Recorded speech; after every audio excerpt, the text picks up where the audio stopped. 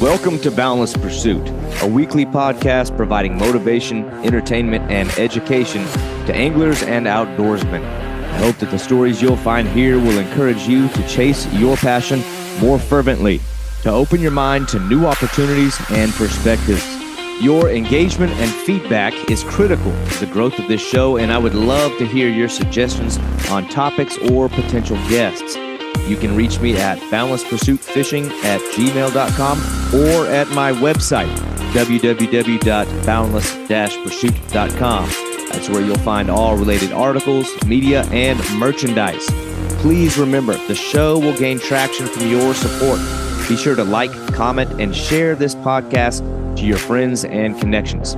I'm your host, David Graham. Now let's get on to today's episode.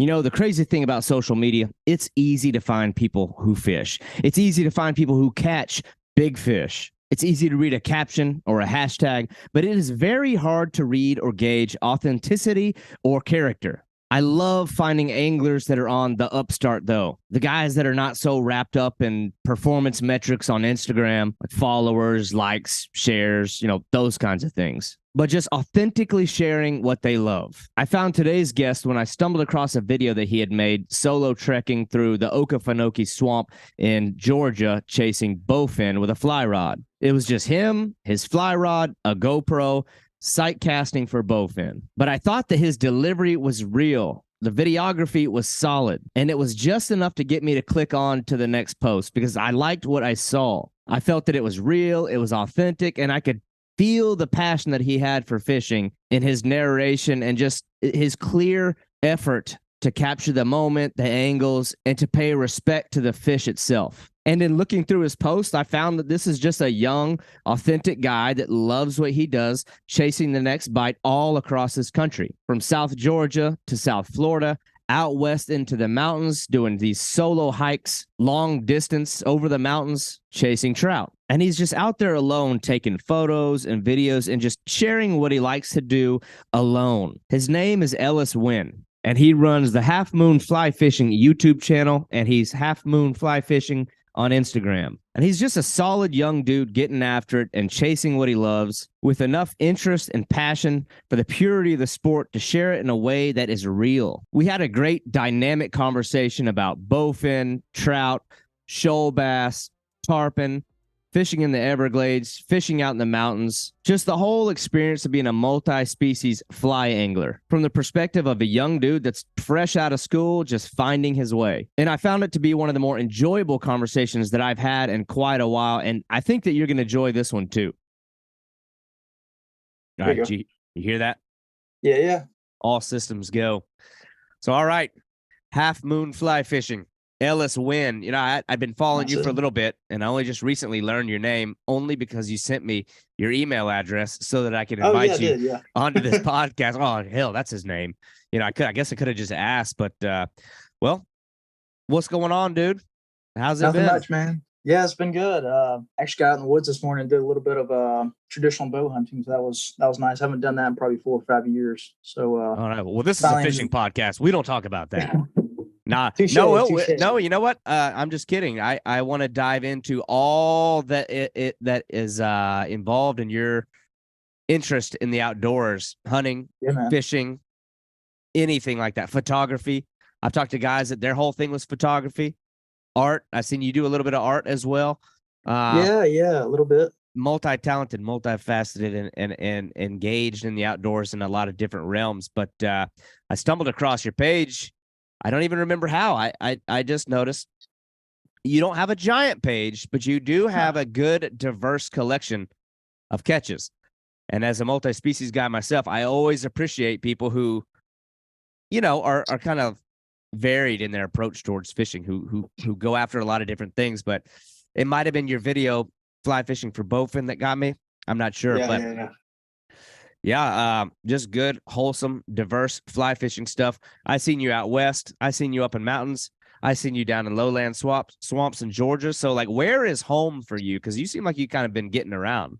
Yeah, man. So this is going to actually take a little bit of a storytelling, but So I'm originally from Georgia, born and raised, and I guess the only reason I know about bowfin and a lot of the swampy areas that I sometimes find myself in fly fishing is because when I was younger, my dad was a game warden. Let me just preface that. So a lot of guys on the podcast are going to go, oh, shit, this guy. No. You know what? You just really piqued my. I'm a former law enforcement guy myself, and okay, cool. I tried and failed on 2 occasions to become a game warden when I was sort of transitioning out of that work. It's like I want to get out of the beat cop thing. I want to get off of uniform patrol, but man, if I could blend my passion for fishing with my passion for law enforcement, it'd be great. But I tried and I failed. But anyway. Look at it this way, man. It's like your fly fishing guys. They love to fly fish, but they don't get to when they're guiding people. So that's that's what you'd essentially be as a game warden. But yeah, so my dad, he's a huge outdoorsman. I really owe a lot to him as far as getting me involved in just being outdoors in general, but also hunting and fishing. And we would literally take little ultralight spinning reels or little Zebcos, and man, we go hit these little creeks and stuff. They'd be maybe 2 feet deep in the summertime, and I mean panfish, bass. You'd see the bowfin. They're really slow moving fish, and you just see them just slowly drift by in the water column. And if you wanted to lose a little crankbait or something that costs about $5, you pitched out there at them and get your line broken in about 2 seconds. But that's how I got kind of started in the swampy areas. And then when I went to college, let me back up a little bit. They had actually bought me a fly rod when I was about 11 years old. Mm-hmm. It was actually a pretty nice fly rod. I still have it, and I still have the reel for it. It's like my backup reel. And started using it. I remember I went to the Flint River one day with it, and I caught probably about a 5 or 6 pound shoal bass. And this was about a three weight rod, so it did not have a lot of power in it. Yeah. Your weights for fly rods, you have anywhere from a 1 weight up to a 12. So this is very much on the low end. This is like a trout rod. And I got hooked after that, man. I was like, oh, this is really fun. And then as you get more into it, I'm sure everybody's seen a river runs through it, and I saw that and I was like, oh man, that's what fly fishing is about, but I've never caught a trout up until that point. Right. Yeah.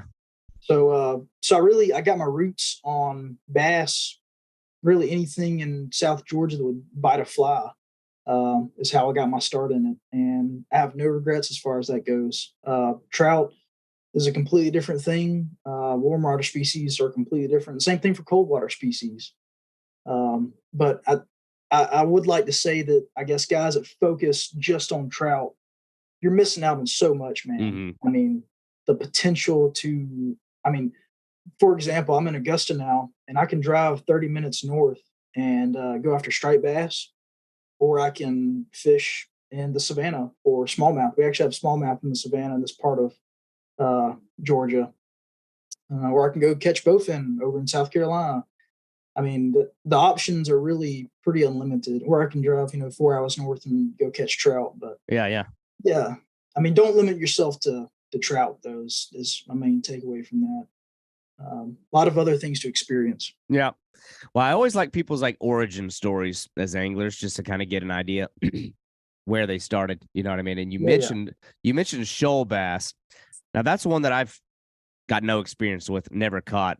But people are like, what the hell's it? I mean, a lot of people, they know largemouth bass, they know smallmouth bass, they might know spotted bass. Yeah. And then they might throw some extras in there that aren't even bass, like striped bass. Yeah. But what is a shoal bass, and where do they live? How do you catch them? Describe what is shoal bass? So I'll actually talk about 2 different species here. I'll talk about a shoal and a spotted bass because those are both my favorite ones. A shoal bass is a native fish to basically southeast Georgia. So it inhabits, Georgia, Alabama, and a little bit of areas, and also Florida, but mainly their strongholds are in Georgia. So rivers like the Flint, the Ocmulgee, the Chattahoochee, those are really the big ones. There's a couple other areas that you can find them in, but those are their strongholds. And shoal bass are a subspecies of a largemouth. Mm. So when you look at them, they resemble more of a smallmouth than they do a largemouth. They're very slender, very narrow bodied, but they have it's almost like wide. Can't really describe it. They're taller more than they are wide in that sense. So they have a more aerodynamic shape, I guess, in the water. Okay. They are primarily river fish. The Georgia, they tagged a few of theirs and they migrate down into the lakes in the wintertime.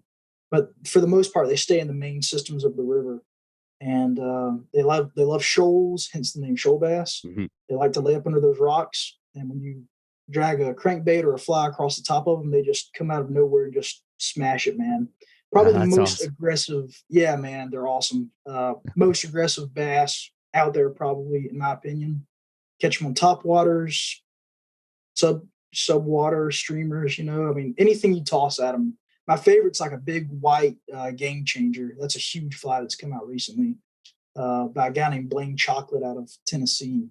But it's basically like a Rapala swimming minnow, if you want to look at it. Yeah, Blaine's been mentioned a few times on this podcast. I'm familiar with him. I know he's been another one of the guys that's he's got a nice big platform too, and he's used it to promote some of the underappreciated fish. So that's good. Yeah. It's good to have those powerful voices out there, and it's equally as good or better to have the up and coming voices doing the same thing. So I know you sort of fit into that category. That's why I think if I'd have gone to your page and I saw a bunch of trout and bass, I might have been more inclined to keep scrolling. But then actually, ironically, and I don't want to jump topics too much here. The shoal bass is a really cool one because it's like a uniquely native fish that I guess as a guy who's native to Georgia, you can take a little more pride in. There's a lot of those different geographic, like specific bass species. It's a lot of people don't realize just how many of them there are out there. So, but that's cool. But I see the photo over your shoulder there of you like, oh yeah, holding that big gar. Now that's a fly caught fish, right? Fly caught fish, baby. It's actually a nylon rope fly. Okay. I hate to say it, I actually caught them with a hook and fly, but the purpose of the nylon is it gets wound in the teeth of the guard. It's a pretty common thing. A lot of spin guys do it. Yep, I've done that one. And I just kind of alternated it to use for long nose. And so this one I had caught on the 8-weight out of the Flint River. I'm not going to tell you the location of it exactly, but the fish couldn't weigh it, so I don't know how big it was. I'm assuming it was at least 15 or 16 pounds, give or take some. But I'll never forget, man. I was getting pulled around the river, and my rod's just bent over. I'm in my kayak, so my rod just bent over like this out of the front, and getting towed around. And there's about 5 or 6 guys on the bank just sitting there watching me, like, is he going to land this thing? Or like, what does he have on? And finally, it comes up to the surface, and it tail walks out in front of me like a tarpon, and it goes back down. Oh yeah. And dude, that was wicked. Like, it was awesome. But my GoPro died like 5 minutes before I actually hooked into the fish, so couldn't get the fight. But it was pretty cool, man. Yeah. At this point, anytime I'm fishing using a GoPro, if it runs out of batteries, I'm like higher on alert because I know something crazy is about to go down. It's always when the GoPro goes down. That's like the precursor to something's about to go down. The GoPro died, and now it's time to be on high alert. You know what? That's interesting. I feel like the hookless rope lure. You could almost do a whole entire conversation around that because that is probably one of the most interesting ways to catch a fish that doesn't get talked about enough.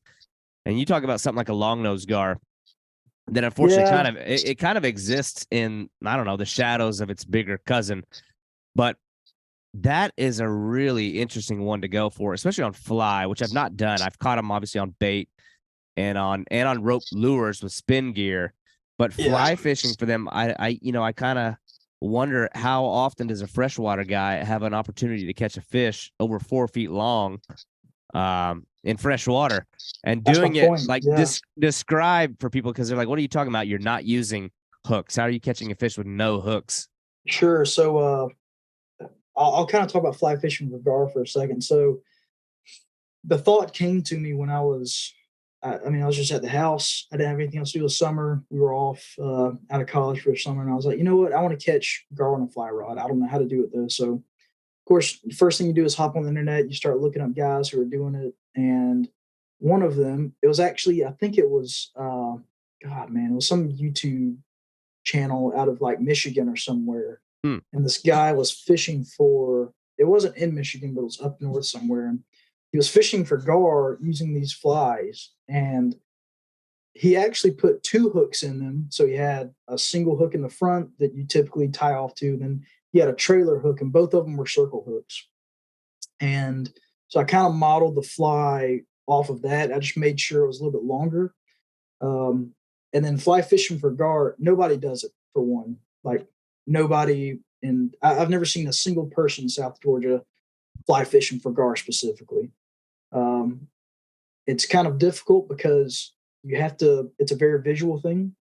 You're looking for the gar to rise. They rise just like a trout does. They'll come up, they'll gulp air. You've probably seen them do it before. Yeah, yeah. And then they go back down. And so you look for the big females to come up, they'll gulp air, and they go back down. And as they're going down, you have to pitch the fly about 3 to 4 feet in front of them. It'll sink across their face, and you just strip. And then when they bite into it, if you can't set the hook, you actually have to pull into them. Right. Because if you set the hook, you'll just pop it out of their mouth. But if you give it a gentle, snug pull, it'll just set into their teeth, and then they'll end up wrapping themselves into it. So you could really tie one without using a hook, because, I mean, it's not really, doesn't do anything. Yeah. But, the hook kind of helps. If you end up catching a world record, it has to have a hook on it. Otherwise, they won't count it. So if I didn't know that. Yep.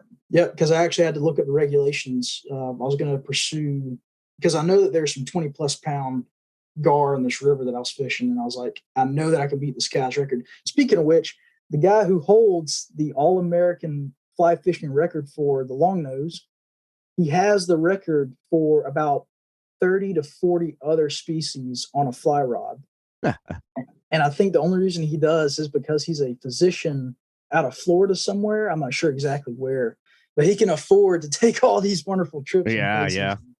So, but he has the record for, like, I think the alligator gar, the longnose gar, the Florida gar, like all these gar species, man.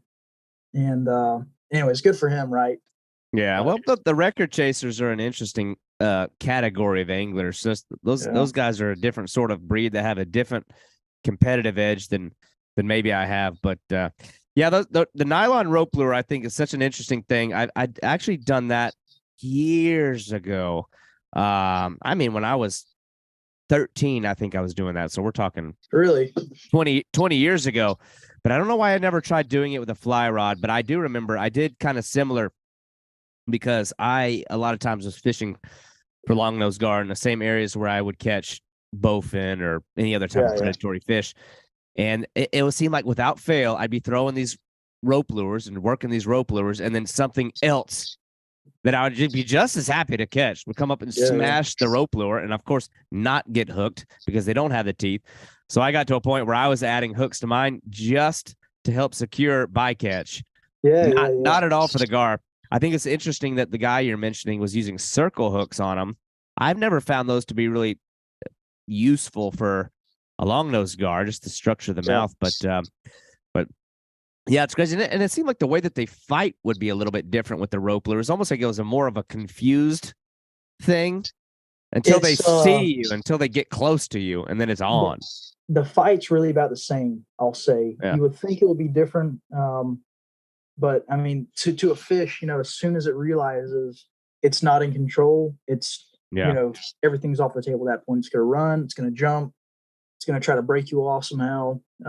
So the rope necessarily doesn't really interfere with the actual fight.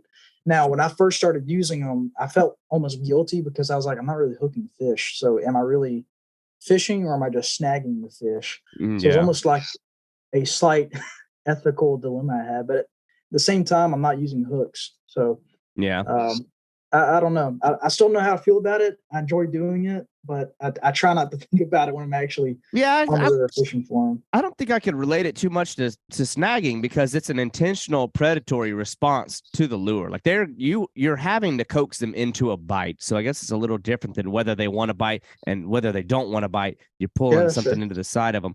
But the only dilemma I think I have with the rope lures has never happened to me, but I always saw the potential.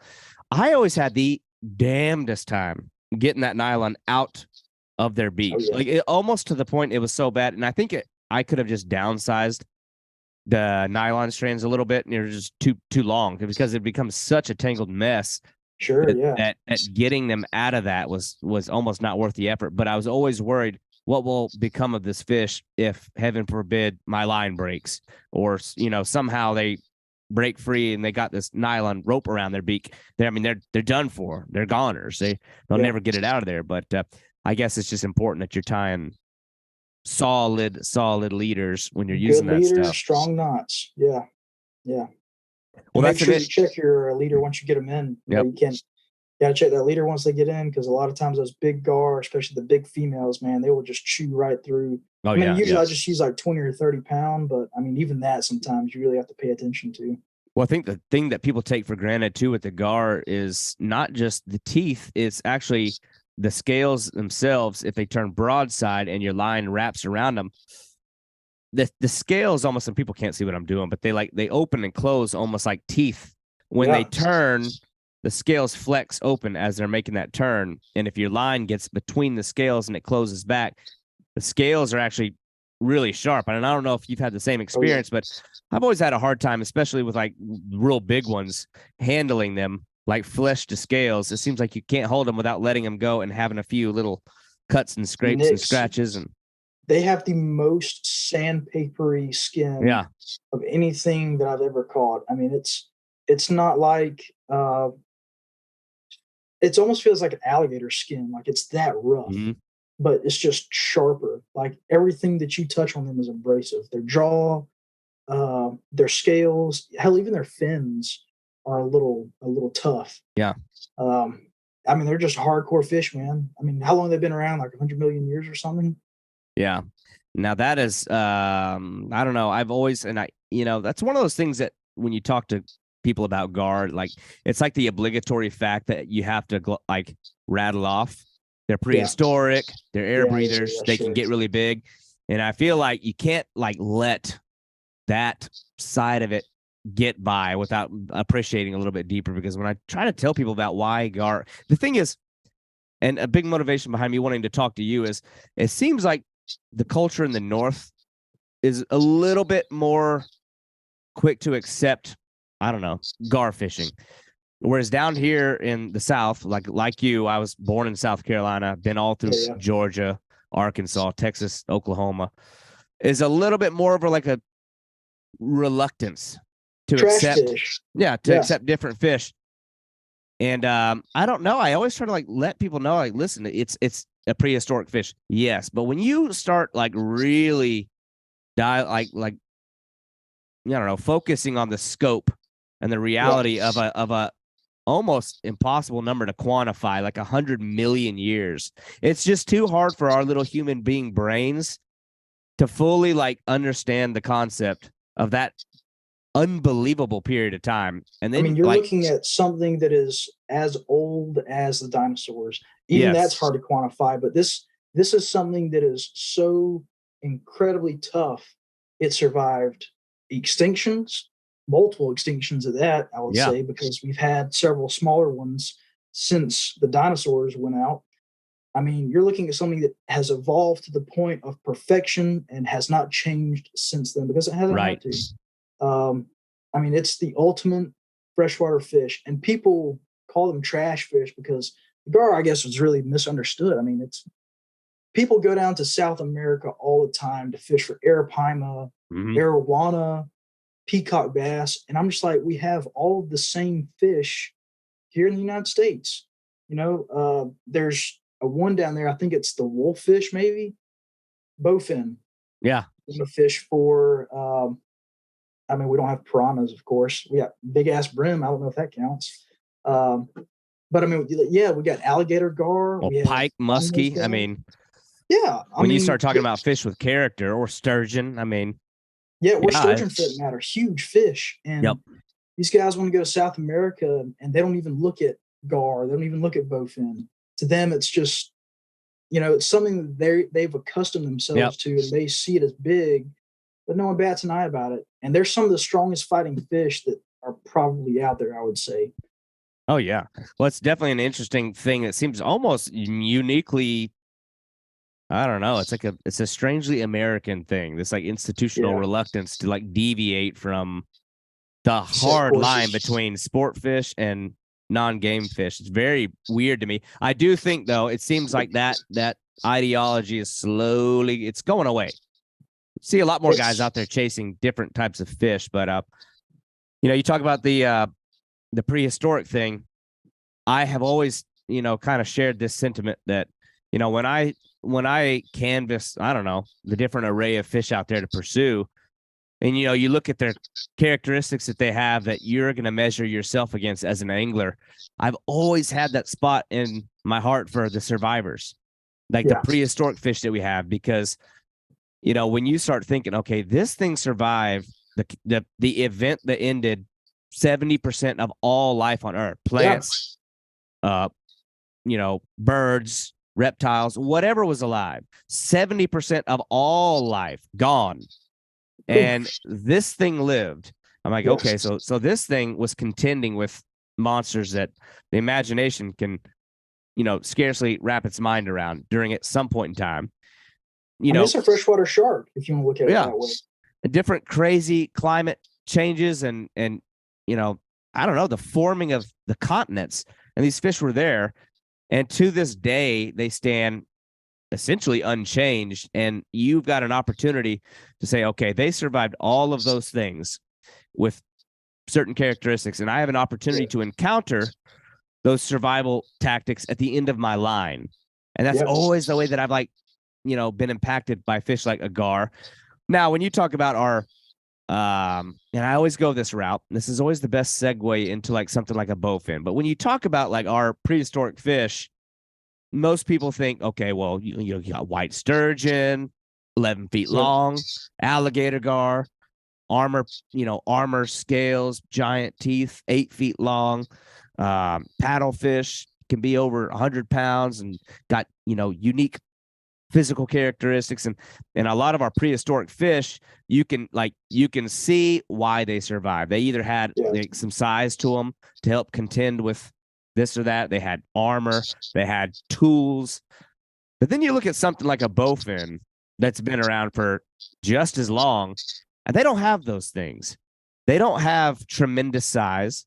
They don't have armored scales.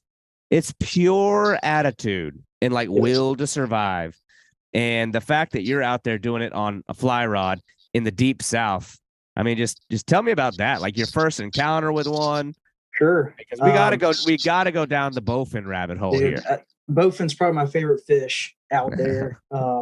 It'd be a hard place next to a gar as far as southwestern fish go. Second only to a shoal bass. But the first time I ever caught a bowfin on a fly, this is funny because it was actually on a spinning reel, and I put a small brim popper on the end of it. And it was like 5-pound monofilament line. I was with my dad, and I was in a little creek that's spring fed. It gets really deep, actually. I think in the area we were in, it was about 20 to 30 feet deep. So it's incredibly deep in this certain area, but the water's very clear. And I could see this dark shape that was slowly coming up in the water column. And, bowfin, they don't move fast. They never do. They just look like small logs just floating through the water, not even swimming. And so I could see this thing will finally get to the top about 3 feet under the surface. And I was like, oh my God, that's a big bowfin. So I literally, it was funny. This was my first encounter with actually fly fishing, because I had stripped the line out one hand and I had the spinning rod in the other hand. I was actually casting it out as if it was a fly. It was crazy. And I put it right in front of the fish. He rose up to it and he sat there for what seemed like an eternity before he actually and they do that little small gulp. They don't smash the surface. They just gulp it in. And he did that. And I set the hook, and man, the fight was on. I got a picture of that somewhere around here. And I was like 8 years old, and I was covered in mud.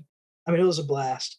And that was my first encounter. And then since then, once I got into fly fishing, I was like, man, that'd be fun to catch one on a fly rod. And so I started doing that, and haven't looked back, man. It's been awesome. You know, you can only catch them really when the water's dropped out and low in the summertime, if you're in South Georgia. Now, there's a guy in Michigan. Second time I mentioned Michigan. I haven't never fished there, but David Hurley. Yeah, yes, him, man. He's been on the show already. Yeah. No kidding. Yeah. Oh, I had to get him on there. Yeah. Oh man, his fly fishing videos up there on the Great Lakes, the crystal clear water. Incredible, man. Yeah. Nuts.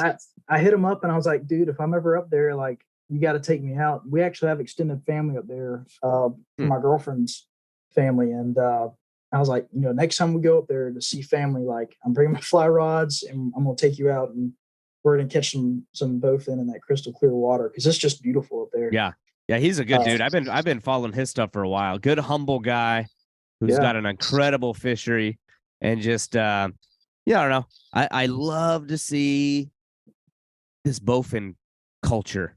It's like once people catch the bug, doesn't matter if you're in Michigan, doesn't matter if you're at the southern tip of Florida, doesn't matter where you're at. But I have to like touch on the perception thing, because again, deep South, you know, Georgia, South Carolina, I know that you have to at some point come encounter with the detractors, the people that tried to explain this isn't the one. Yeah. You don't want nothing to do with them. What's the geographic name you deal with? I mean, what do they call bowfin where you're at? Is it mud? It's got to be mudfish. You're in the mudfish zone, I think. Yeah, this is mudfish. I've heard from fly guys who are down here who actually fish for them. They call them swamp trout, because they rise to the surface and they make a little bubble sound. Cypress trout. Mudfish is really dogfish. Heard that before. Mm-hmm. I think that one's a little further north. Yeah. And you got shoepick and all the Cajun names a little further west. Never heard shoepick before. That's a new one. Yeah, and then they call them up in like Canada, because they go all the way up to Canada, which is wild. Yes. They call them I think I'm going to butcher the name of it. The French name translates to beaver fish because of the round tail. Yeah, because they live in all the swamps and the sticks, and because they have a round tail, and most fish up there all have a forked tail, so a round tail is interesting. And then where I first encountered them when I was a kid was Arkansas, and everybody called them grinnell. But there, I mean, I received so much hate for wanting to catch these things. Everybody was telling me how horrible and terrible these things were. And I'm just curious if you encountered similar and how you combated that. So we have, in the fly fishing community, we have guys that are called dry fly purists. It's so stupid that we even have this division in fly fishing, or fishing in general. But we have these guys called dry fly purists, and they're the old breed, right? Like, these are the guys who they started fishing on bamboo fly rods with, you know, like the original fly reels, like the ones that didn't even have drag on them, you know, and even the ones that didn't start off using that stuff. They still have the mindset of fly fishing is a trout only sport, and it's not a sin to do it to other things, but it's about the rise. It's about the nature of the trout, of knowing your etymology of the bugs that they're eating. And that's neat. That's wonderful. It's a part of fly fishing, but that's not everything fly fishing.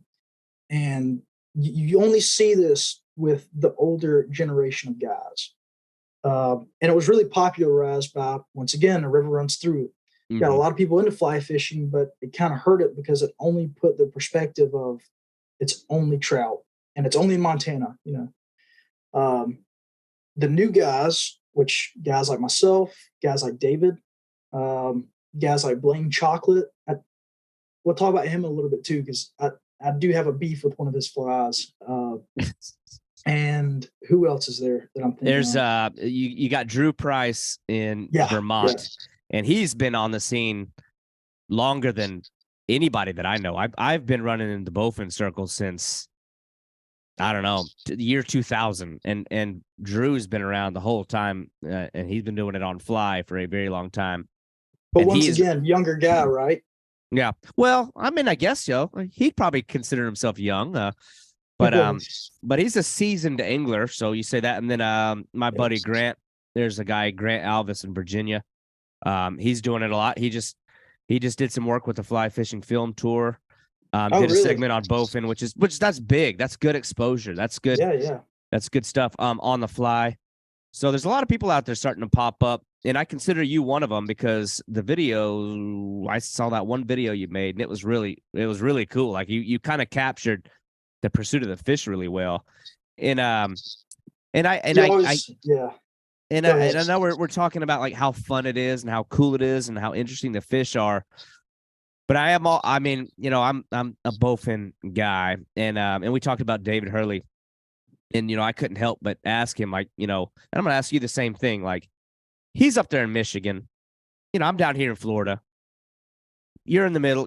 Grant's kind of in the middle in Virginia. No, everybody's chasing this fish on all these different interesting geographic regions, but I'm always interested in everybody's approach. So let's say, like, if I said, all right, Ellis, you're going to gear up to go and pursue bowfin today. What are you looking for? What gear are you running? Fly gear. What are you throwing at them? What water features? Like what is an ideal day, conditions, approach, tactics for going to catch bowfin in our type of water, lowland, warm water swamps? So 100%, this is a visual sport when you're going after bowfin, especially on a fly rod. You don't have the luxury of sense. You don't have the luxury of making things vibrate as it moves through the water. Some guys will argue doing that as far as the vibrations go, but it's purely visual, both for you and for the fish. The bowfin, this has been my experience, but they don't take top waters very often. If you do use a top water fly for them, it has to be really small. They don't like the big ones. They don't like frogs.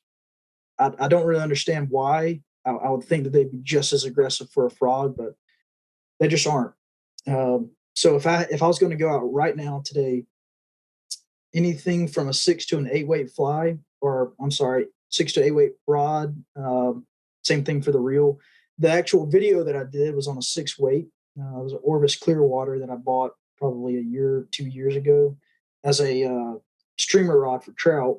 And I broke my 8 weight the week before that, so that's the only rod I had to use. But more than adequate to handle the bowfin that I was going after that day. They're not huge in that general area. But as far as flies go, you can do sinking line or floating line. Doesn't really matter because you're typically in 2 to 3, 4, 5 feet of water at most. Flies, if you're gonna be in the Okefenokee at least, would be something that's really white and shiny, and you can even catch a bunch of chain prickle on that if you wanted to. I call it one of my biggest ones actually on a fly. It's called a deceiver. It's white. The whole thing's white. It's got a gold strip going down its back. It's like 3 or 4 pieces of gold that just kind of flutter as it goes through the water. If you're going to be in like a little creek or in a lake where the water is really still, calm, not really moving around a lot, jigs, like a crawfish type fly, is my go-to just because it sinks down really quick. A lot of times these bowfin, they're sitting down the bottom, they're waiting for something to come by. And if you float by in a kayak or a canoe for that matter, you have a very short window to put a fly in front of them, get it down fast, and to get it across their face. Yeah. Because they're not going to want to move a whole lot of distance. They're ambush predators. So you have to get it down, get it fast, and then right across their face. As a matter of fact, if you look in the video, the first bowfin I caught, I put 3 casts on them. The first 2 were way out front, way too far. The fly I was using was probably this big, so it's not huge. The third cast, I came about, I'd say 6 to 8 inches in front of his snout, and he was just on it, just like that. They're also kind of clumsy too, so they'll miss your fly once or twice before they actually get it. But yeah, that's the setup I'd run. So 6 weight, bite, or darker colored flies if you're in water. Once again, you want it to be visual and wait for the water to get really low. That's the best time to go, best time to get after them because the water will be clear. And Bluebird Day, honestly, best day to go right there. Yep. No, it's interesting to see like the different observations people have and different, I don't know, setups and environments, but yours is a lot more similar. And you mentioned fishing in South Carolina too. So I have probably fished for that fish most extensively in South Carolina, but fished in Southwest Arkansas, Oklahoma, Texas. Here in Florida, there's a lot of different environments. I envy the kind of water like from your video, and especially what David's dealing with, where it's so visual. I feel like down where I'm at, there's so much black water, which is clear. Black water is clear, but our bowfin down here in the black water, especially their color is so dark, like they match the tannins of the water. It's really hard to find them down here where you can see them. So I always envy like seeing y'all's videos and seeing stuff like that, because most of my game with those fish at this point is just sit and wait, chunking with baits. The frog thing's interesting too, because like I said, I fished for them in a lot of different states. But in Virginia, where Grant and my buddy Josh Dolan fish, I went up there to fish for snakeheads. Yeah, they're northern snakeheads. We've got the bullseyes where I'm at in Florida, but they're northern snakeheads, and it's very much like a fast-paced style of fishing. A lot of casts, covering a lot of ground. You're really moving and working for the bite. But on the occasion, we would encounter bowfin on frogs, and that is the only place I've ever seen a bowfin cover ground to get to the frog. I've never known them. I've never known them to go out of their way and come after lure the way that I have observed them doing there. Just wild. It does seem like, as far as like frogs go, you're right. Like the kind of frog that has to be continuously brought in. You know what I mean? Like the ones that just, you don't pause. They don't like it. It's too much. It's too much action for them. Yeah, I feel like they just don't notice it in time either. Like, to your point, they're kind of like, I don't know, slow or lazy, but they're very curious fish that if there is a noise or a disruption or a vibration, they want to come find it. So like when I do use a top water, it's got to be very specific conditions if I'm even to try it. If it's more than 4 feet deep, not a chance. I won't even consider it, because they don't seem like they want to travel that far up vertically to go after something. Not like a bass at all, but in like a foot of water where their strike radius seems so small. Like they don't seem like they want to move more than half a body length in any one direction to go after something. But in like a foot of water, I'll do it, but only if it's like a popping frog, where it's very much stop, start, stop, start. Because what I've noticed, and I don't know if you have had similar encounters, it seems like every time I go bait fishing and I'm sitting, I'm always usually in a canoe, an aluminum canoe at that. It can be noisy, but I'll be sitting along the bank, twiddling my thumbs, playing around, got lines out. And almost every time I'll have, especially in some of my solid hot spots, I'll always have at least one visitor. And these bowfin will come up and just like, they'll pull up right up on the canoe if I'm not moving it too much, and they just want to know, what is this thing, what's going on. I sense movement. I mean, I've had them put their nose on the edge of the canoe, and I'm literally looking over the side of the gunnels of the canoe down at this thing's dorsal undulating. As he's swimming. It's funny you say that, man, because especially during the mating season for them, where they're starting to go through that whole reproductive cycle, the males, they get super aggressive. They get the really bright fire spots in their tail. And I have been on this particular creek floating down it. And I remember in this one spot, the water comes into a bend and it hooks. And when it hooks, it digs the entire bank out. So you get a really deep spot in the creek there, but very clear. And I'll remember I was drifting over it in my kayak, the one that I fish out of now, and I'd hit the side of it with my paddle on accident. And I looked down because I was like, damn, I just hit the kayak, probably just spooked everything in here. And probably one of the biggest bowfin that I've ever seen in my entire life comes up off the bottom, and he gets right up under the kayak. And I watched this fish out of nowhere, just right to the bottom of the kayak, just like you're talking about. And he sat there for probably 20 or 30 seconds and just looked at the kayak, went up and down it. And then when he took off, I could actually feel how strong of a thump he had as he took off. That's how strong they are in this water. Now that's funny you mentioned it, that's one thing I've noticed too, that if you're, and there's been times where I'm kind of just glossing over like a muddy flat or a grassy flat, and you just hear these thuds under the water. Yeah, man. Like something under the water is moving so fast, it's creating like a booming noise. And I've watched them to do it. Like, we talk about them being a slow fish. I don't know any species that has the short range burst. Now, like, they don't travel long distance fast, but the 0 to 100 that they can do is incredible. You like, that short range burst is bam. Yeah. You will never find a bass, a trout, anything that has the power that a bowfin does. It's incredible, just like you're talking about, but you hear it. It's an auditory sound. You hear the thump of that tail just whipping back and forth in the water. And they only do it once and then they're gone, just like a bullet. And yeah, man, you'll feel it in the boat. Like, you will pass over a flat, just like you're talking about, and you'll feel a thump or something under it. You'll think it's an alligator hitting the bottom of your kayak, but no, it's just a foot-long bowfin taking off, going in the opposite direction of you. Yeah. Well, it's such an interesting fish, and I could get hemmed up here talking about them too long. I want to cover other things, but it is funny just talking about fighting against the perception of the fish, which I feel like is going away.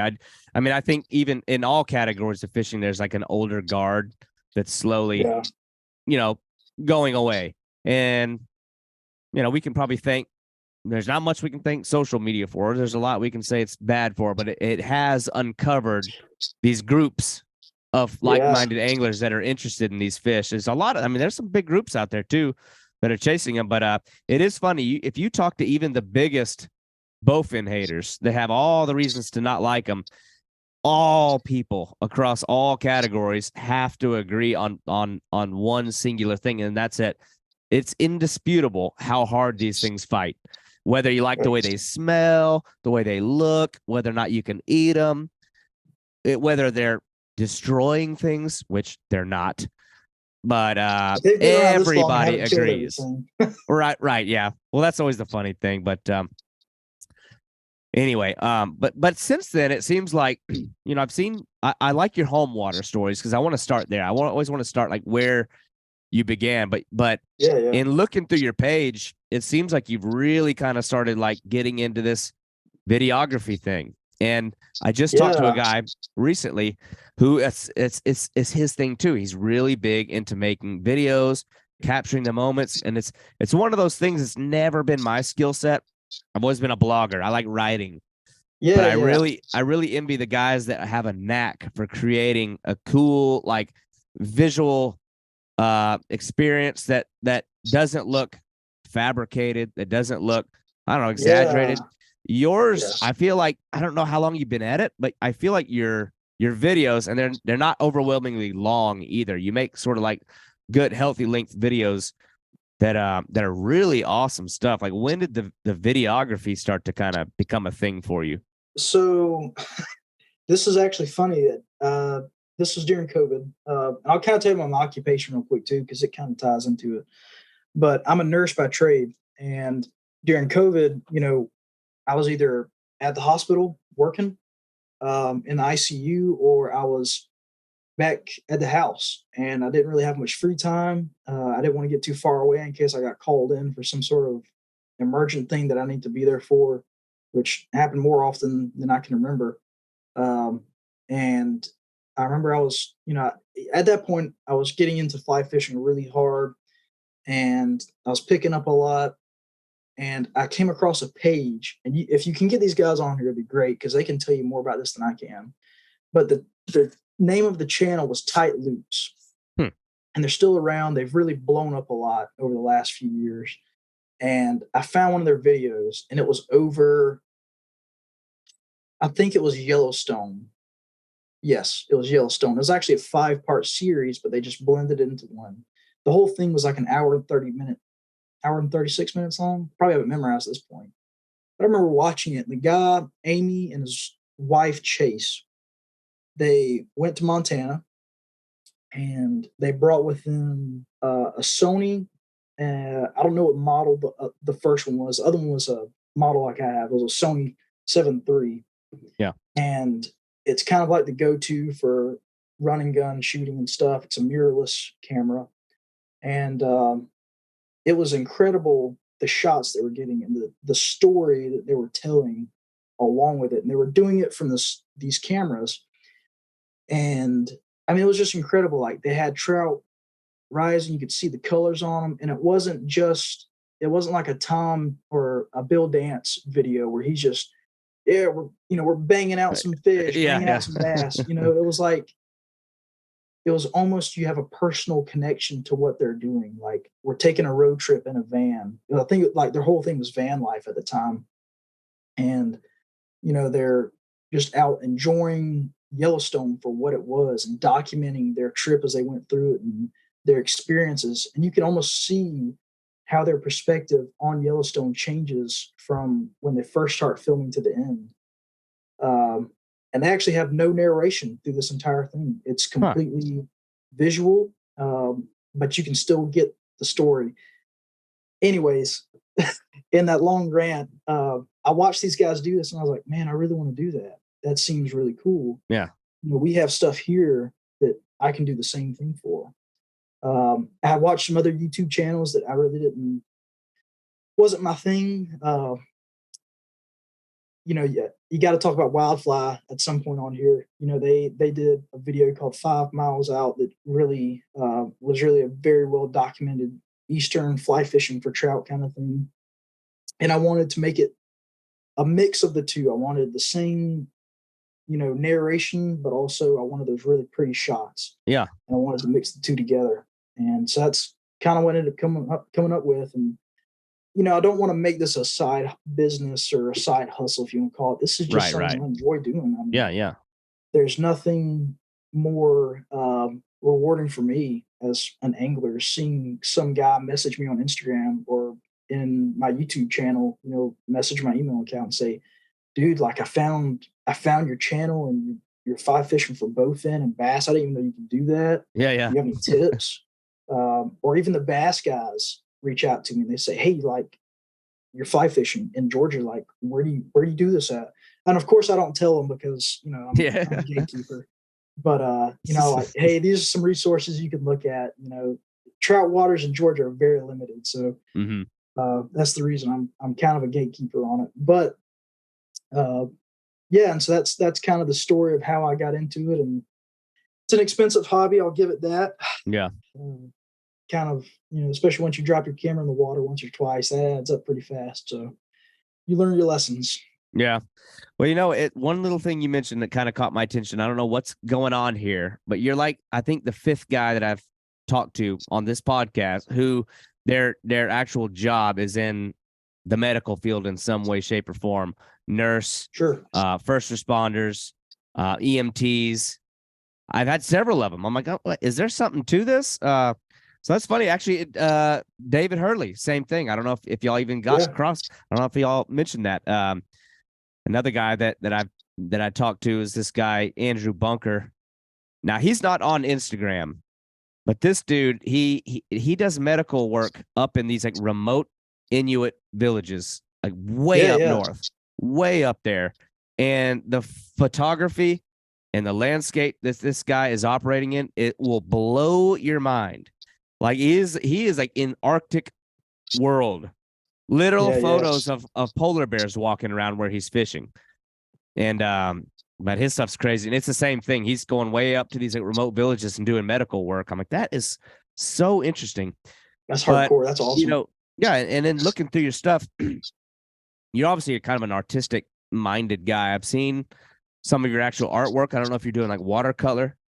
I think watercolor. Yeah. I think it seems like fly anglers by nature are just more artistic. Are you tying your own flies as well, or? Yeah, dabbling in it.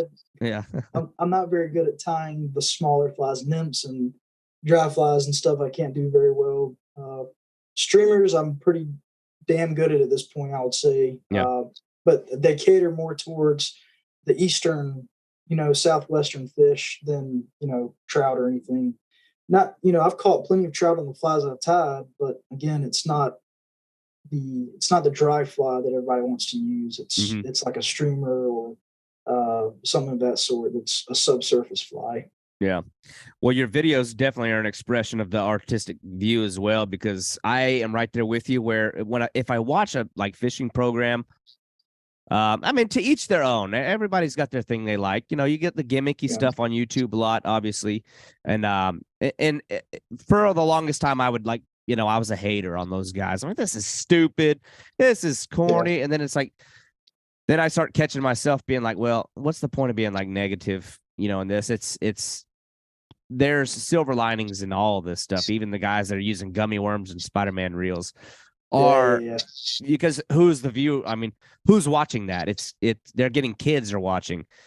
And so I'm like, well, they might be drawing some kids away from, I'm going to say Xbox and sound like an old guy. I don't know if that's even a thing anymore. Whatever games console. Yeah. And so, they might be easier to coax a kid in this day and age outdoors than a more mature approach. So that's a good thing. And I feel like the kids will get out there and then they will begin to mature, and there'll be a level of growth where, acting silly and being a YouTuber becomes secondary to catching the fish. So I'm like, well, you know what? That's okay. But it's funny that it's funny you mentioned that. I'm gonna talk about this for a second because YouTube has become such a two-bladed or a double-bladed sword at this point, because it's a wonderful thing as a resource. You can learn a whole lot of stuff from YouTube, but it's also kind of a crutch for the fishing community because you do have guys that post very clickbaity stuff, and I guess it's fun to watch for a little bit, but there's no real content to what it is they're doing. I'm not going to reference anybody in particular, right? Yeah, I will say, like Wildfly, when they started doing their stuff, and the guy's name is Scott. He was very persistent on. Is it Scotty? I think it is Scotty. Yeah. Anyways, very persistent on making sure that if he made a video, there was context with it. There was something that you could gain or something you could learn or a story that you could listen to. And I watched a bunch of, YouTube videos, and it was like, guy catches massive brown trout out of small creek, or, they all have the same type of title. I know it's in all caps, and it's like, and then there's a parentheses hot topic word like almost died. Cops call. But it has to be extreme.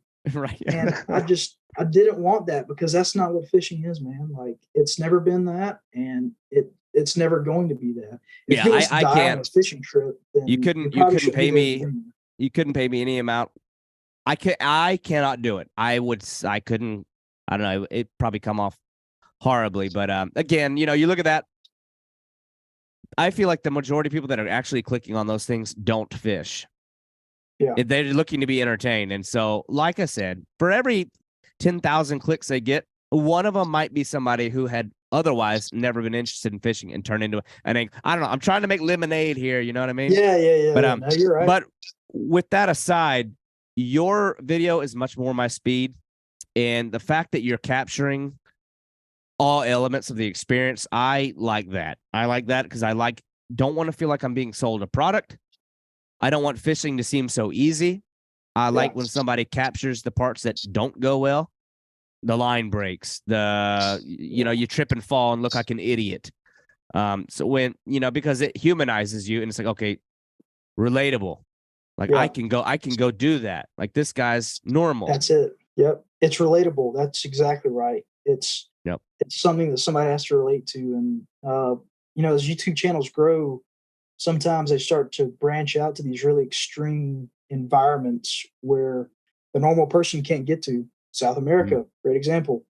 And people, if you look at it, people will slowly stop to watch those channels because, again, it's just so unrelatable for that person. They don't care about fishing in South America. They want to see what you do here in the U.S. Yep. And I think we're going to see a huge bounce back to what do we have to offer around us, what is here locally. Bowfin, great example. Yeah, that's a funny one. The bowfin, in very recent times, Sorry, my collar's popping. I'm looking like a YouTuber here. I'm looking like a YouTuber with my pop collar. I've gotten messages in very recent times a lot out of this contingency of anglers out of like South Asia, where snakehead culture is so big and lure fishing is so big, and a lot of the physical characteristics of the fish they like to catch match bowfin.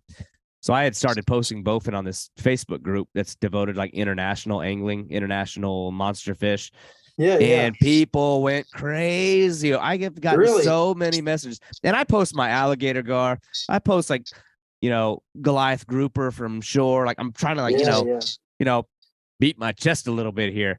But the bowfin images that I posted, to my surprise, have garnered a lot more interest than I would have ever thought with some of these guys, especially the snakehead fanatics, because it's like this crazy snakehead doppelganger. Mind you, the two fish are completely different. And to the untrained eye, they look similar. But if you are a hardcore fishing dude, or moderately fishing dude, you'll know that the difference pretty fast. It's so world different. I mean, they exist in similar environments, but man, that's it. I mean, they both got a long fin, dorsal fin, and there's some vague similarities in the way they look. But other than that, behaviorally, way different. But I want to know how a guy from South Georgia ends up way out in, like, I don't know, the Montana? Western mountains. I mean, how did that happen? You just get the curiosity bug got the best of you. You load up your gear and started driving. I mean, how'd you find yourself out there? Tell me about some of those trips. I got one in particular. I'll tell you, it was actually a hike, but we'll get to that in a little bit. So the first time that I went out west, I just graduated college. I hope I don't sound too entitled with this story, but I graduated college and my mom asked me, she was like, well, do you want to do anything before you start work? And I said, Alaska, I think would be pretty cool. I'd like to go to Alaska if I could. I could afford the trip at the time. Mm-hmm. She said, okay. Well, how about this? Do you want to go to Montana? And I said, well, what's in Montana? And she said, well, the gentleman I worked for, who was a lawyer, has a cabin out there. Would you want to go to the cabin? It's on, about 200 acres. He doesn't go out there ever, hardly. But he really loves it. He talks about it all the time. It's this beautiful place. Mm-hmm. And I was pretty reluctant at first because I'd never been out there. I'd never seen pictures of it. I'd never been further west in the Mississippi. And so we ended up going out there. And the first time we went, it was me and my dad. The most incredible time. We had never, it was, nothing will top that trip. Going back and top that trip. It was just me and him, and just a week of just hardcore fishing, just getting out on the water, seeing some incredible views, the mountains. And after that first trip, which was in 2019, we've been back every year since. And this last year, I had applied to graduate school because I wanted to advance my career and be basically an anesthetist, the person that puts you to sleep when you're in the OR. Mm-hmm. And I ended up getting into school, but I had also planned to take a contract while I was out there. So I was going to work. Me and my girlfriend are both nurses. So we were going to work in Montana. And I ended up, pulling back out of that contract and saying, look, I'm in school. I can't fulfill it, but I'm still going to go with Katie out there. So we ended up spending about 6 to 7 months in Montana, hiked, backpacked. You name it, man. I was out there. And I didn't get as much video as I wanted to while I was out there. I was kind of disappointed about that because there's a lot that I just could not or did not capture with the camera. The one thing I did was I did a cast and blast. I don't know if you've ever heard of this, but you basically go fly fishing that morning or that afternoon, and then you shoot some sort of upland bird or waterfowl that afternoon. Or that's cool. At the same time, yeah. So that morning I went, and it was the opening day of grouse season.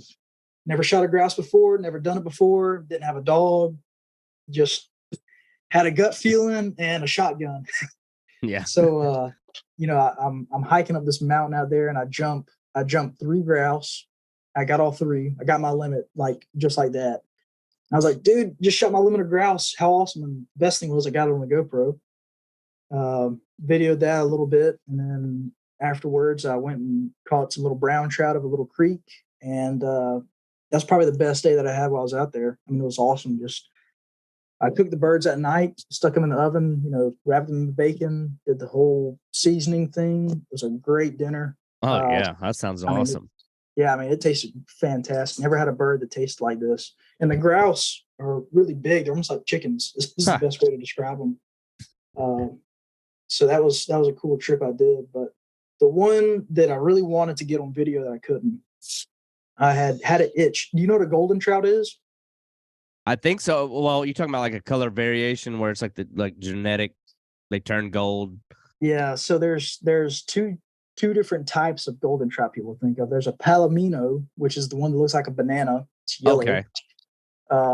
I've seen them in the Ozarks. Well, yeah, they'll be in kind of a controlled, not wild waters, but yeah, I've seen them.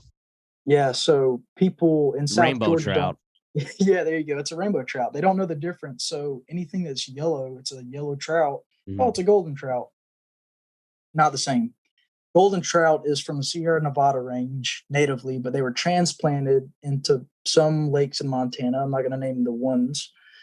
But I had a hunch and a knackering to go catch one. And after probably 3 months of trying to figure out where they are, talking to everybody I could who fly fished out there, someone finally said, "Hey, have you thought of this place?" And he said, "It's 8 miles." He said, "Is the hardest hike you will ever do in your entire life." Oh my gosh. And he wasn't wrong. And he said, "You have to go in the summertime, otherwise you will freeze to death on the mountain." So I was like, I'm going to do it. I'm going to make a great video out of it. It'd be a great backpacking, trout packing is what they call it, type video. And so I did. I went out and I hiked. I'll tell you, the first part of the hike was 4 miles of just nearly flat ground, like easy hike. And I was like, man, I'll get up there in no time. This is an easy hike. Yeah. Of course, I was in the best shape of my life at the time. And I get to the base of the mountain and you have to cross a creek. And then after that, I didn't realize until I got up there to it, but it was the elevation gain was about 5,000 feet over about 3 miles. So you're looking at almost a mile vertical of upward gain that you're going to have to do as you go to this lake. Mm-hmm. And it was over scale rock. So it's basically just loose rock that just falls out from under your feet. And I had a 60-pound pack. I got camera gear, food for 3 days, water, or water filtration stuff, tent, everything that I would need up there in case shit hit the fan. And I get up there, man, and I had set up camp, and I wasn't going to say almost didn't make it, but it was very hard. Like I got to the top and I finally get sat down. I was completely exhausted, but I thought it was because of the hike. And I didn't find out till the next morning, not only was I sick, but I had altitude sickness. Oh, geez. And yeah, so I had my Garmin watch on that night, and I was getting ready to go to bed, and I'd almost passed out earlier because I was like, I just thought I was tired, man. But no, I had passed out because I couldn't freaking breathe. And I went to go to bed that night. My heart rate was like 120 beats a minute, which is way, way out of normal range. It's also 7:30 at night, so I can't move back down the mountain. So I'm stuck at the top of the mountain trying to suck air so I can basically not call an SOS on there. Yeah. On top of someone to come save me. So I ended up just calling the trip. But on the way out, I'll never forget, I had looked back at the lake, and I was watching the golden trout in this lake. They were jumping out and eating. They were eating the flies out of the air. I mean, just oh my gosh, coming out. And I was like, I have to make it down this mountain today, because if I don't and I get stuck up here, I'm screwed. And it took me 8 hours to get up here yesterday. Yeah. And I saw one that was probably 18, 20, 24 inches. He was huge, just cruising on the shoreline. And it took everything in me to not just unpack my crap and get my fly rod out. But yeah, man, that was gonna be the video of the trip right there, and it kind of fell through. So, Do you have any plans on trying to get some kind of redemption or get oh back yeah, over for there? sure. Yeah. How do you Yeah, physically prepare for something like that? I mean, what was your, I don't know. It's almost like you're going to have a preseason training regiment to get physically ready for that. So I'm a pretty exercise prone person. Before I went on the trip, I was already running 3 or 4 miles a day. Yeah. And, other exercises and stuff. And then preparing for the trip, I would take dumbbells from the Planet Fitness or their plates, whatever they had available at the time.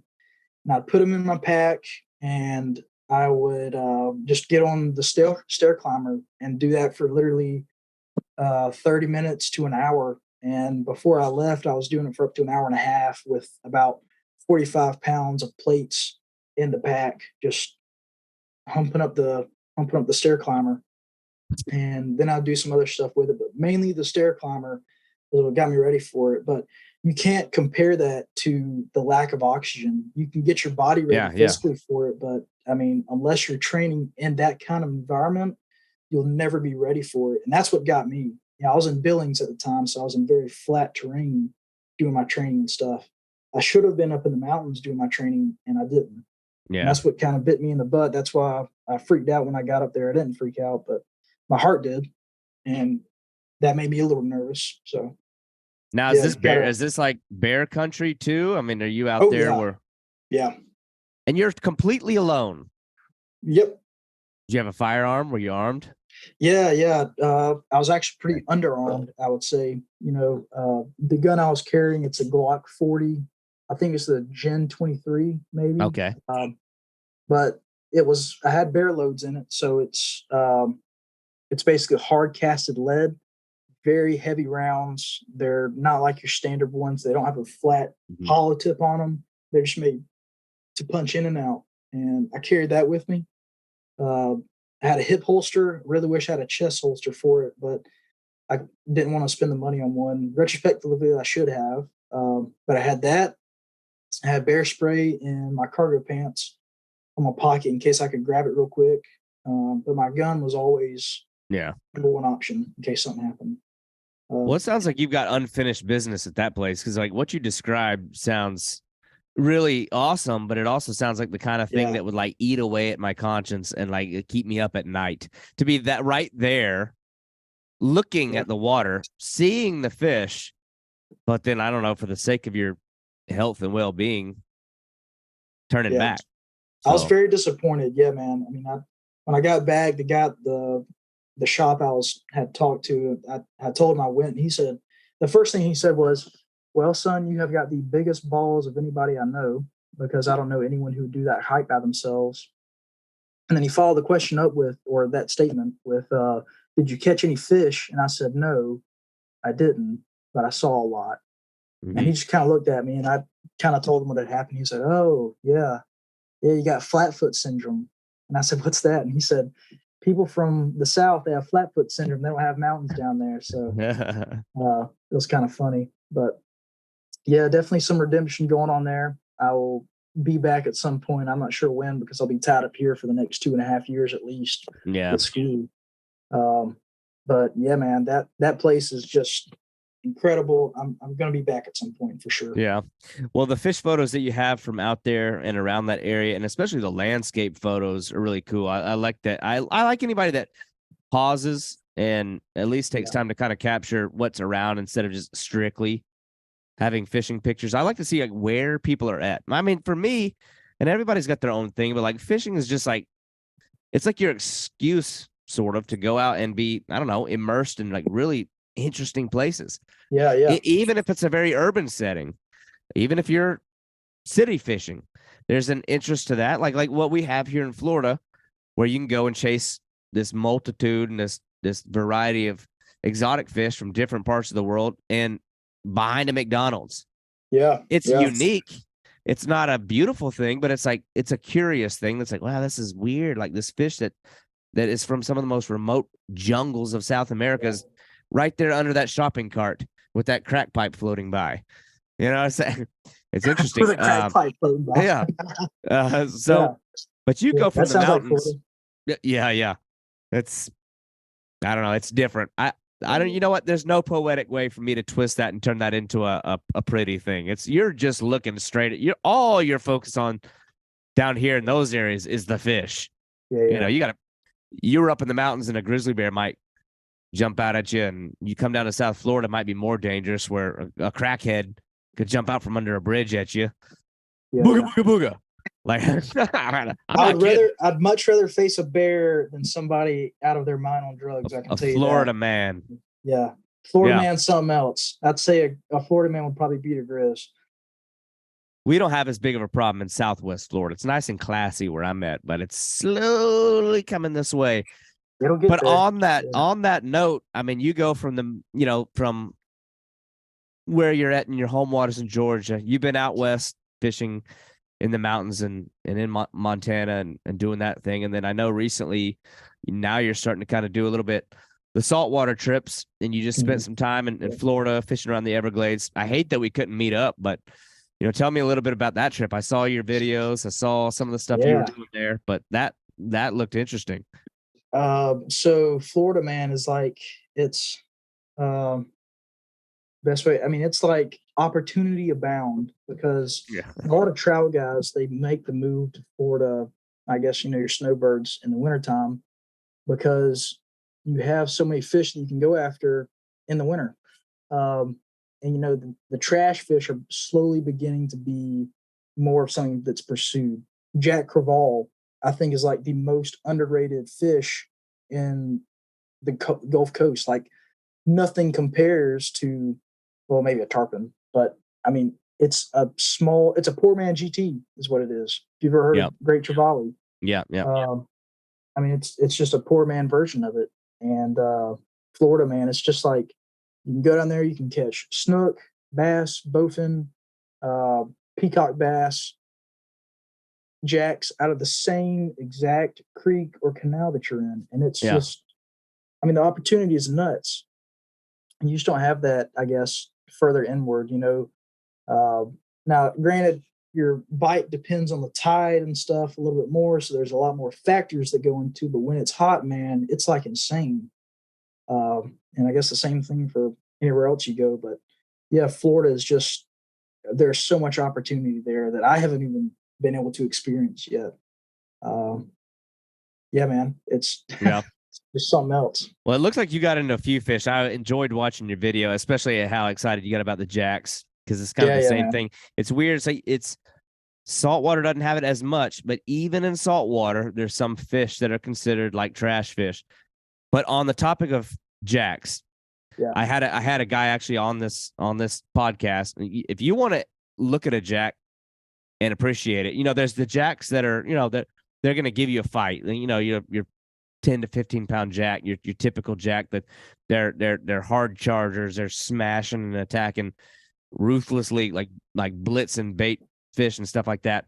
There's a guy here. I had him on here. Very interesting guy named David. He goes by David Rocca. It's Rocca.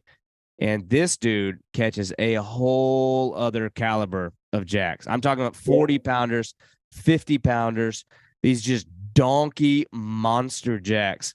And probably more so than anybody else I've seen, he's dialed these things into where he's basically become Florida's like specialist for catching these. But you mentioned GTs. He comes from very humble beginnings. Really cool story. This guy, came to the U.S. from Cuba and basically had to restart his whole life. You come here. Yeah. Those guys come here under less than ideal conditions and have to restart. I mean, everything resets. And he went from being, basically sustenance fishing with hand lines in Cuba to, he really described like his evolution as an angler, going from hand lines all the way up to having this like high level gear and falling in love with Jack crevalle of all fish. And he learned how to catch them by watching videos of those guys in Australia fishing off the rocks for GTs with giant plugs. That looks awesome. This dude throws poppers that are like the size of your forearm, surf casting from the beaches, and he catches these giant jacks.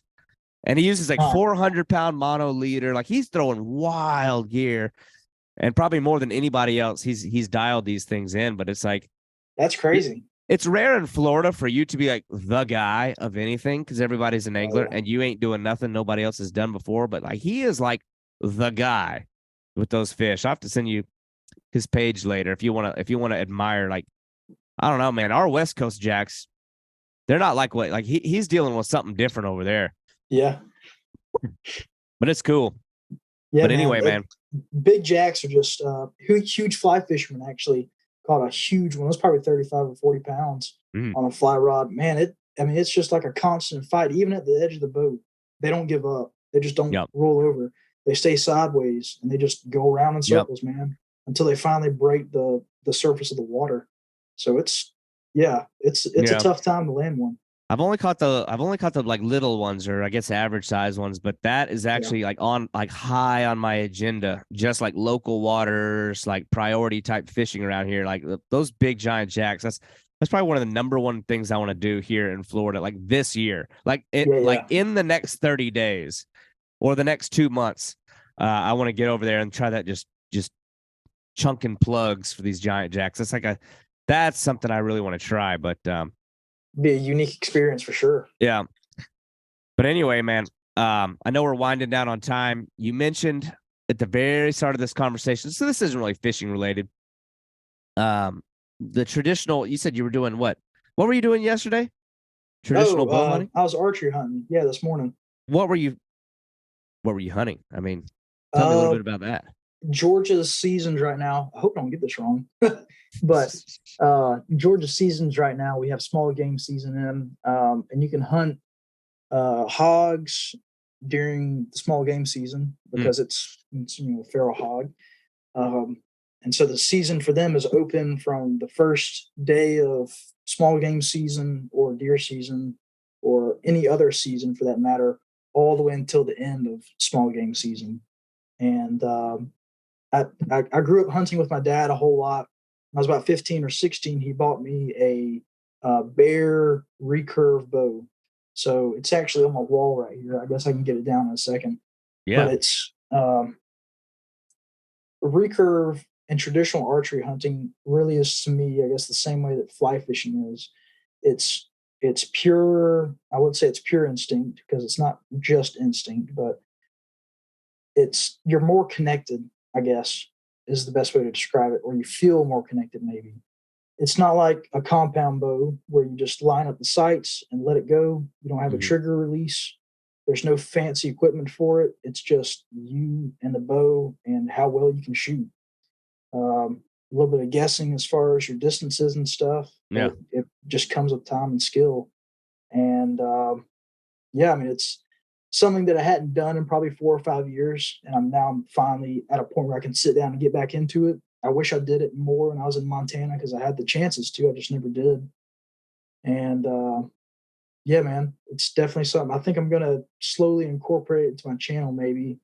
I've been considering it because it's more of a fishing channel than hunting, but it's just it's dang near an art that's almost died at this point.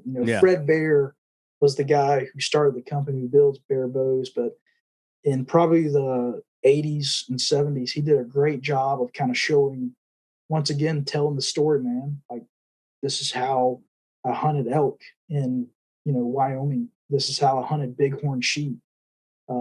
This is how I hunted whitetail when I was a kid, that kind of stuff. And so, again, the bow just kind of gets back to a simpler time, I guess is the best way to describe it. Not a whole lot going on in it. Yeah, that's cool. What you said you got that thing on the wall. I want to look at it real quick. Yeah, man. Let me get it down for you real quick. Before we hop off of here, just for my own personal satisfaction. So I don't know if I can fit it in the screen here, but this is. Oh yeah. This is it. That's cool. Yeah. It's like I said, I hadn't used it a whole lot. It's basically been in my closet at the house for several years at this point, never used it. And now I'm like, you know what? I want to get back into it because I really did enjoy it when I had time for it. And you can take anything you want with a recurve bow. It's just the same as a compound bow, just the basics. Hog hunting in Georgia was something like that That sounds pretty intense. Oh yeah. I mean, if you put that on your YouTube channel, I'd be happy to watch that. And I don't hunt it at all. Yeah. But I would totally tune into that. But sure, man. we've mentioned your YouTube channel a lot. It's something that I like a lot. Like I feel like it's a growing thing. Yeah. And man, if it's growing and it's kind of if this is considered maybe the early stages of it, your starting point is really advanced. And I know now we've got a mutual friend in Josh Dolan. And I remember after I ran across your stuff, I was sending him links to your things. I was like, man, this dude's videos, like, where do you think they'll be like 5 years from now, 10 years from now? This guy's going to have some incredible stuff. Because like what you already have is really, really cool. And it's like, it's really like, it's my speed and I'm building it up right now, but people are probably wondering, okay, well, where do I find it? So, what is like your YouTube handle, Instagram, like where can people find some of the stuff you're doing? Not very tech savvy, I'll be honest with you, but if you just look up Halfmoon Fly Fishing on, I guess, Google or YouTube for that matter, it'll pull up my channel. It should be the first one that comes up, or at least the second one. And, you can find all my videos on there. And I do everything from fly fishing for trout out in Montana with my pops and stuff, all the way to, I guess my best work that I've done so far has been here in Georgia, actually. Okefenokee Swamp, backpacking in North Georgia, South Carolina, that area, doing, I guess, trout packing trips, if you want to call them that. The bowfin one was a really big one. And I guess my favorite one that I've done so far was actually I teamed up with Huge Fly Fisherman. He kind of helped me out with my channel and got me some more subscribers and more viewers and stuff. But I've actually had like 10,000 views on that one. It was just me making fun of us as fly fishermen and my pet peeves and stuff. And yeah, I mean, like I said, if you just look it up, Halfmoon Fly Fishing, it'll pull it up.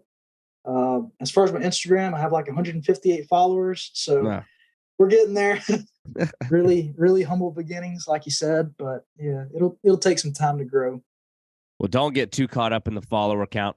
Too many people do. Yeah. To the point of literally putting money into it. And that's, I don't know, man, that's a poison. That's a route. That's a road.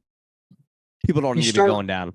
You start to lose the passion after, if you start doing it for monetary purposes and trying to grow a business out of it, you can do it.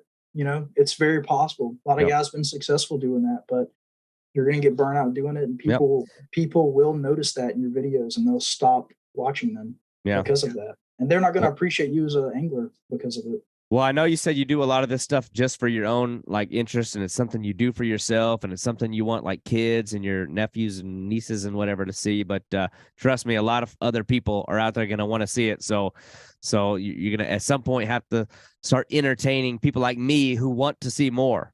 I want to see more, you know what I mean? So I hope you don't slow down. I know you got to focus on your schooling and all that stuff, but you've definitely got a good baseline skill for these things, videography wise, photography wise. Your mentality is in the right place. You don't seem like a corruptible guy. I appreciate it, man. But I look forward to seeing what you got coming next for sure. I really appreciate having you on as well. Brother, thanks for having me. It's great talking to you and finally getting this set up and getting it going. So we'll have to hook up sometime down there in Florida. I'll put you on some fly fish. For sure. Yeah. Next time the stars will align and schedules will align. And when you come down here, I'll make it a point to link up. Yes, sir. So, all right, man. Have a good one. All right, brother. Thanks for having me. Yep. Thank you for listening to the Boundless Pursuit Podcast. If you enjoyed this show, your feedback, comments, and reviews are very important to me. Also, this podcast is just one element to a much bigger content outlet.